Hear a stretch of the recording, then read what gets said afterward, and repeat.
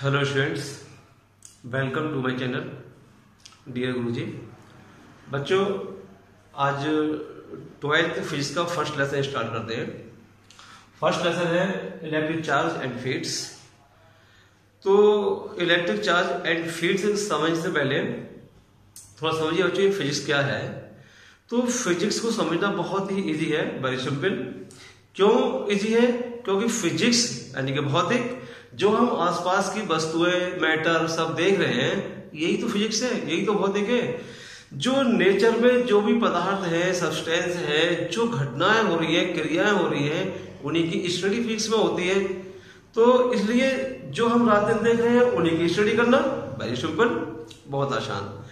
तो बच्चों, नेचर में देख रहे हैं ये जितने भी पदार्थ है, तो उन पदार्थों में क्या होता है कि उनका अपना एक मास होता है। मेरे हाथ में ये मार्कर है, इस मार्कर का अपना एक मास है। कोई और भी वस्तु ले लूं मैं इससे बड़ी है, जैसे मेरे लिए ये डस्टर है, डस्टर का मास भी है। तो हम ये देखते हैं बच्चों, इस नेचर में जो भी मास है, जो कोई भी एक पार्टिकल है, चाहे उसका साइज वो छोटा है या बड़ा है, तो वो मास फोर्स लगाते हैं। कैसे फोर्स लगाते हैं भाई? हमने नेचर में बहुत से फोर्स देखे हैं। अगर मैं इस मार्कर को ऊपर की ओर फेंकूं तो देखो ये लेके नीचे की ओर आ रहा है।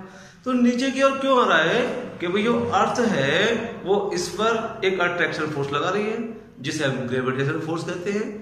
मैंने इस मार्कर को हाथ पे रखा, इस हाथ पर रखा तो देखो मार्कर हाथ के लिए नीचे की ओर प्रेस कर रहा है, दबा रहा है, यानी कि मार्कर जो हमारे हाथ पर फोर्स लगा रहा है।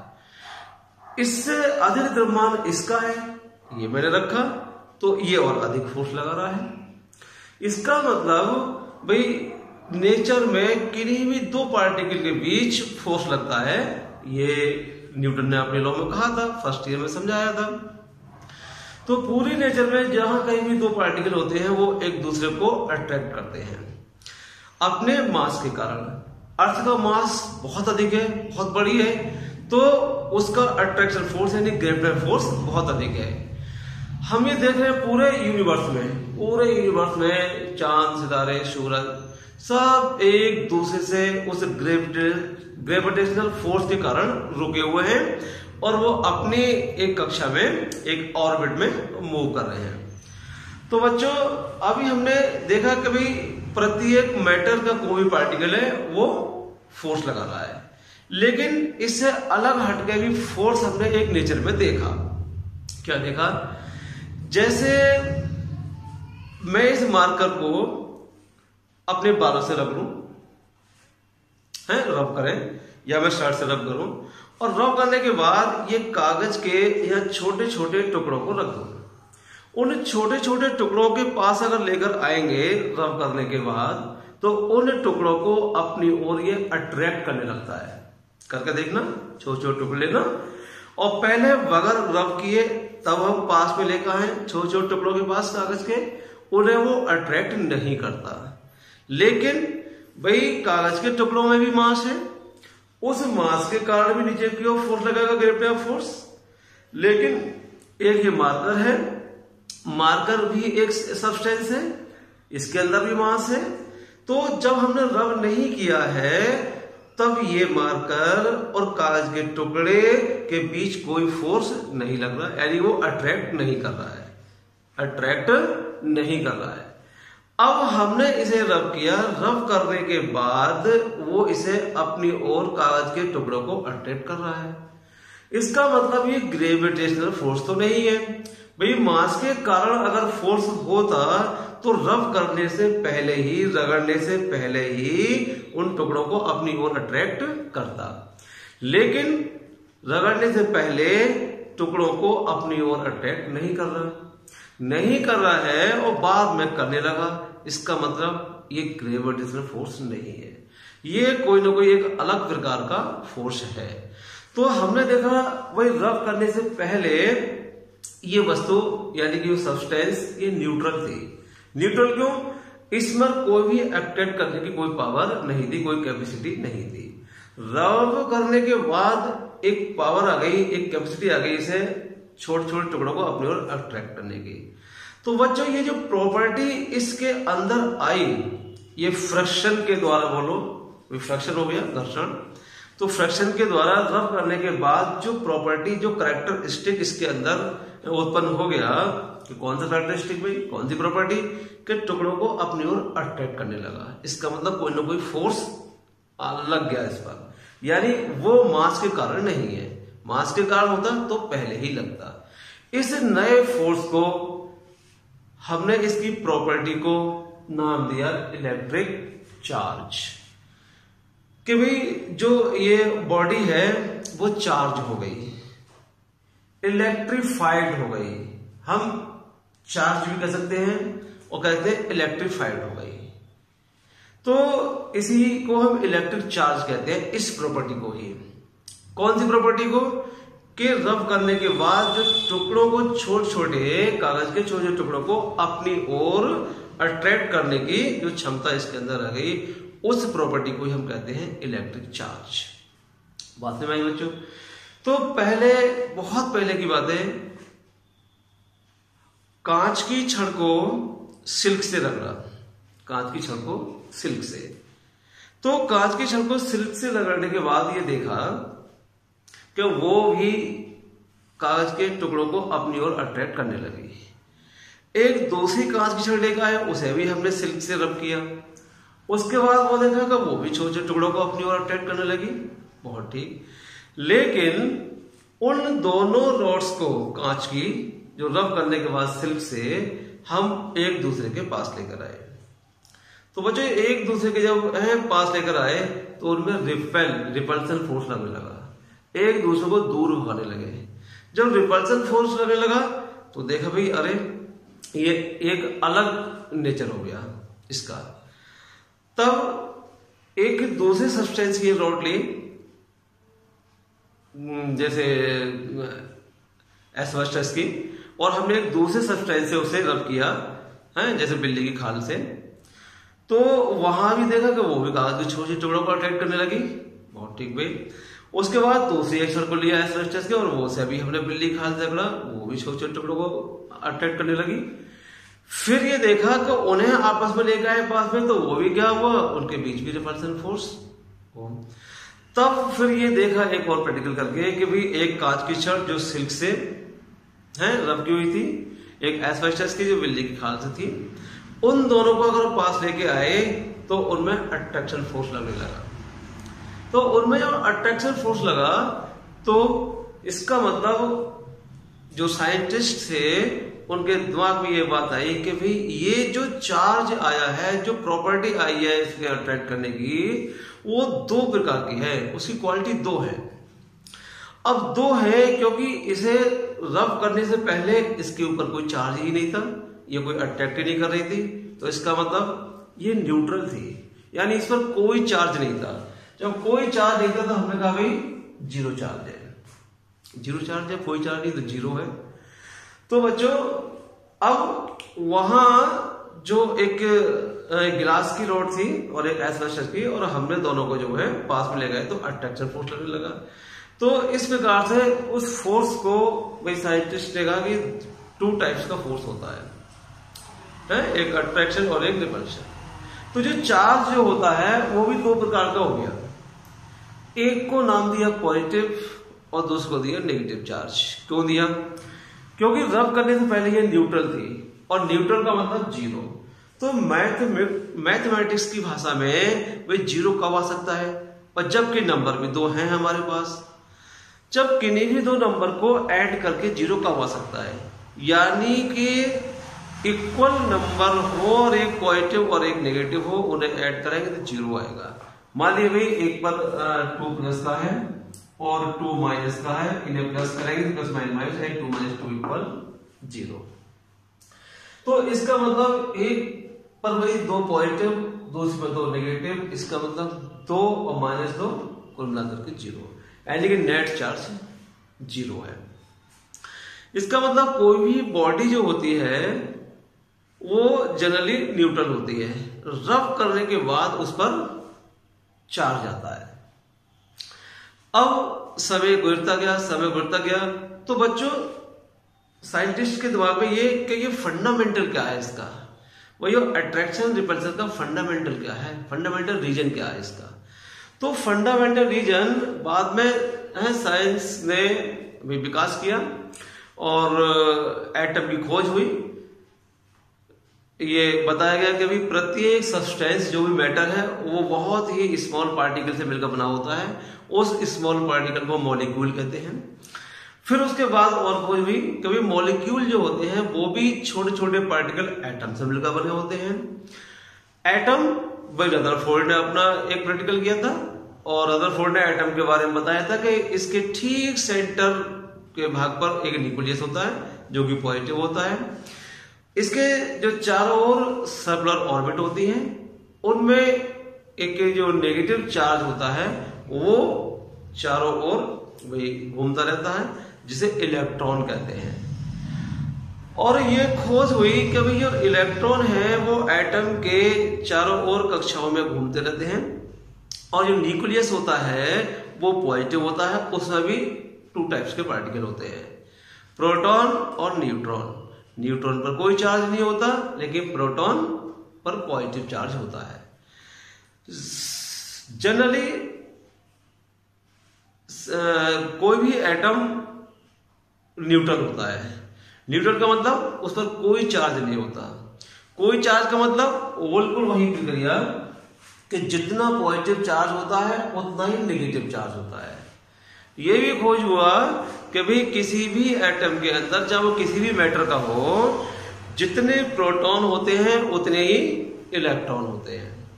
जो चार्ज प्रोटॉन पर होता है वही वैल्यू इलेक्ट्रॉन पर होती है चार्ज की, लेकिन इलेक्ट्रॉन पर वो नेगेटिव चार्ज होता है और प्रोटॉन पर पॉजिटिव चार्ज होता है।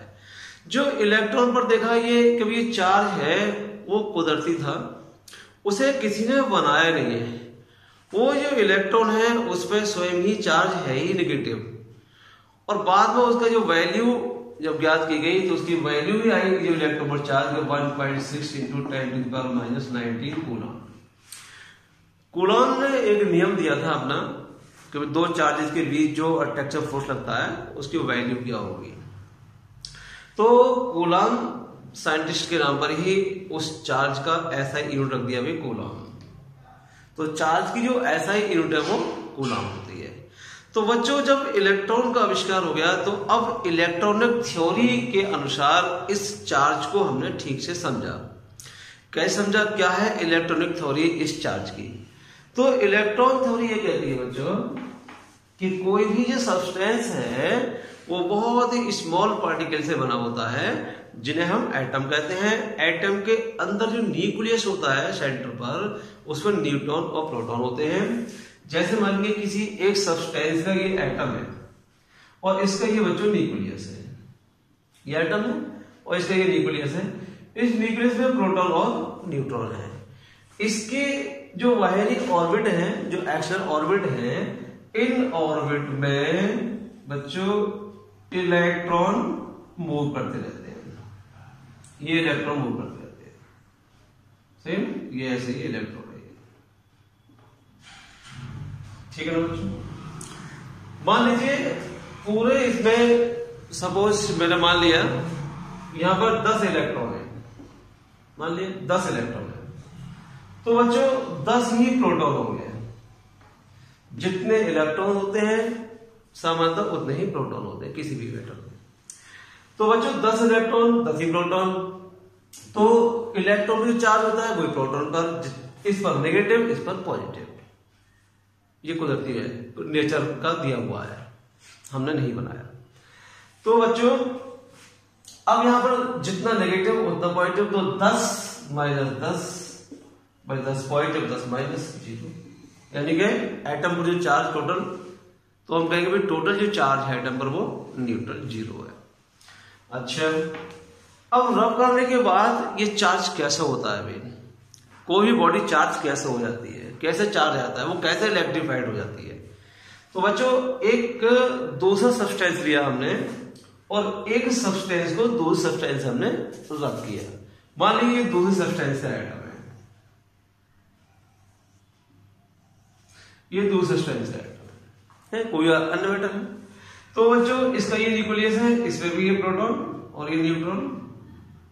चलो मान लीजिए यहाँ पर 12 प्रोटॉन है, न्यूट्रॉन जितनी भी होगी, यहाँ पर 10 प्रोटॉन, यहाँ 12, तो 12 इलेक्ट्रॉन होंगे,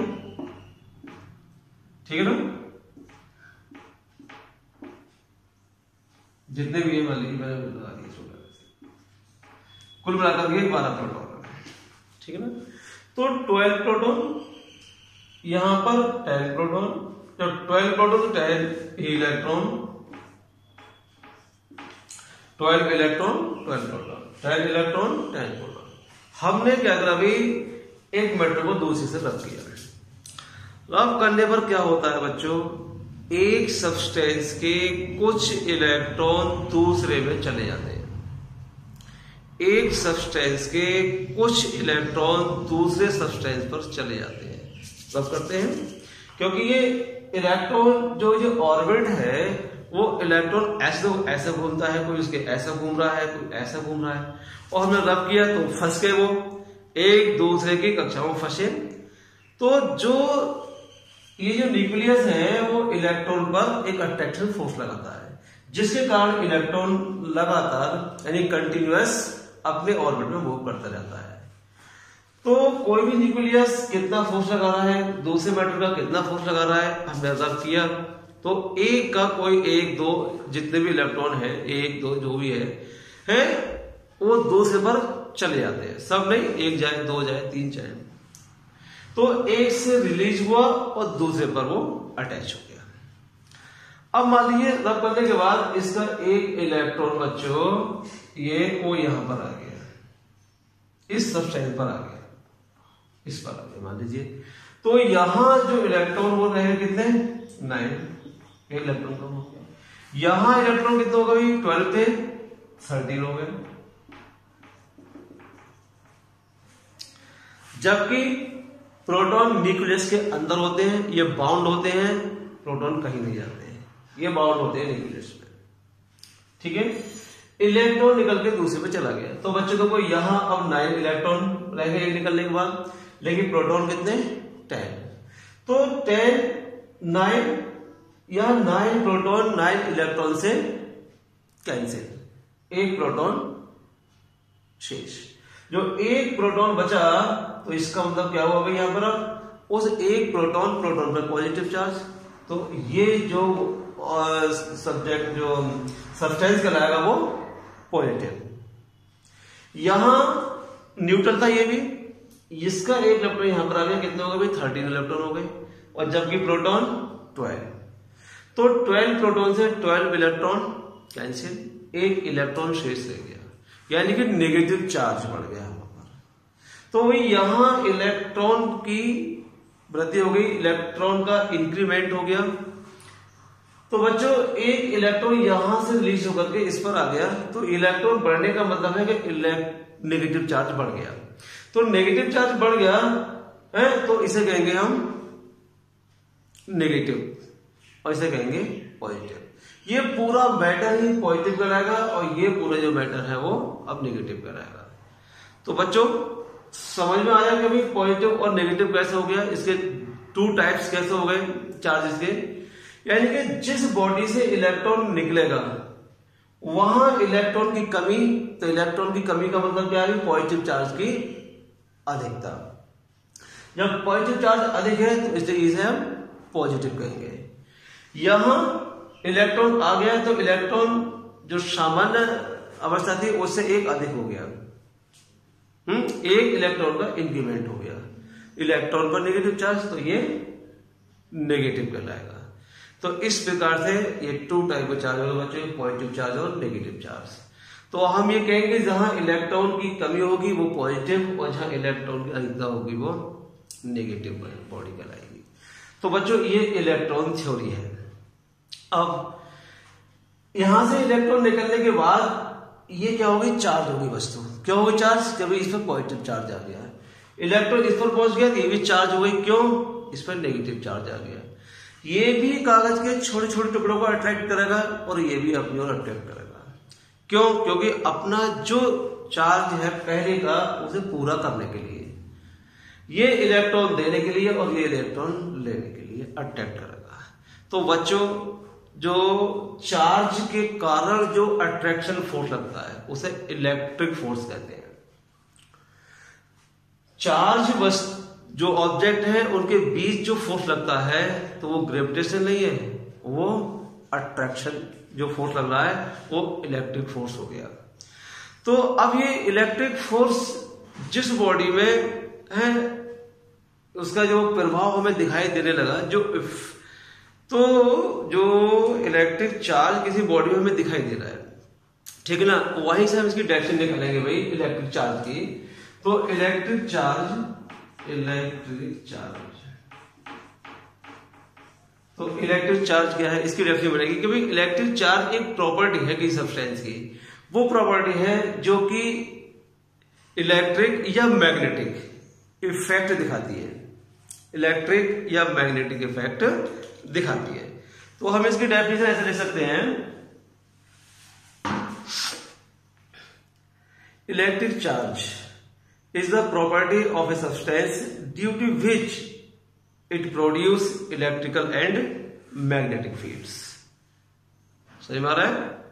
यानी कि इलेक्ट्रिक चार्ज किसी बॉडी की प्रॉपर्टी है, कौन सी प्रॉपर्टी है, कौन सा कैरेक्टरिस्टिक है जो इलेक्ट्रिक या मैग्नेटिक इफेक्ट्स शो करती है, प्रोड्यूस करती है, उस प्रॉपर्टी को हम इलेक्ट्रिक चार्ज कहते हैं। तो बच्चों भाई चार्ज क्या है, इसका फंडामेंटल रीजन क्या है, कितने टाइप का होता है, ये यहां तक बात क्लियर हुई। अब है इलेक्ट्रोस्टैटिक। इलेक्ट्रोस्टैटिक क्या है बच्चों, इलेक्ट्रोस्टैटिक को भी यही समझिए भाई,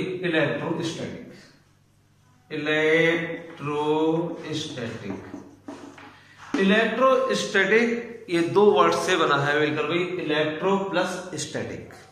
स्टैटिक का मतलब क्या है, स्टेबल, कोई भी चीज का रेस्ट पोजीशन में है तो वही कहेंगे स्टेबल है।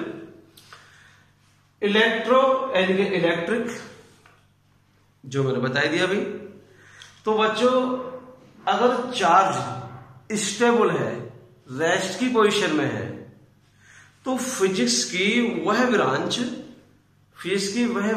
जिसमें चार्ज स्टेबल हो, रेस्ट की पोजीशन में हो, तब उसकी स्टडी की जाती है, उस ब्रांच को हम कहते हैं इलेक्ट्रोस्टैटिक। बात क्लियर हो रही है कि भाई ये जो इलेक्ट्रॉन निकला, ये यहां पर आया तो ये स्टेबल है, यहां से कहीं जाएगा नहीं है, ये इसमें रेस्ट की पोजीशन में रहेगा, यहां पॉजिटिव चार्ज है, ये रेस्ट की पोजीशन में रहेगा। तो इसकी स्टडी ही क्या कहलाती है, इलेक्ट्रोस्टैटिक। बच्चों ये जो इलेक्ट्रॉन जा रहा है, हम कहेंगे भाई इलेक्ट्रॉन के निकलने पर ये पॉजिटिव वस्तु हो गई, तो हम कहेंगे पॉजिटिव हो गई, तो इसमें पॉजिटिव चार्ज नहीं आया कहीं से, यानी कि इलेक्ट्रॉन का निकलना ही, इलेक्ट्रॉन की कमी ही पॉजिटिव कहलाती है। तो अगर हम किसी को कह रहे हैं कि भाई किसी बॉडी पर हमने धनावेश दे दिया, पॉजिटिव चार्ज दे दिया, पॉजिटिव कर दिया, इसका मतलब हमने पॉजिटिव करा नहीं, उसे पॉजिटिव चार्ज नहीं दिया।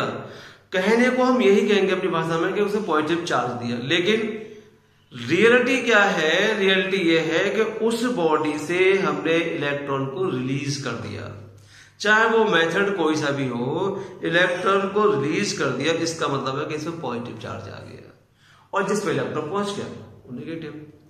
तो बच्चों आज हमने इलेक्ट्रिक चार्ज समझा, इलेक्ट्रोस्टैटिक क्या है ये समझा, कितने टाइप का है ये समझा, इसका फंडामेंटल रीजन क्या है यानी कि इलेक्ट्रॉन सिद्धांत ये समझा। इसके आगे इलेक्ट्रिक फील्ड, कूलॉम्स लॉ और भी कई अन्य टॉपिक्स जो बहुत ही इंपॉर्टेंट हैं वो आने वाली वीडियो में बनाएंगे।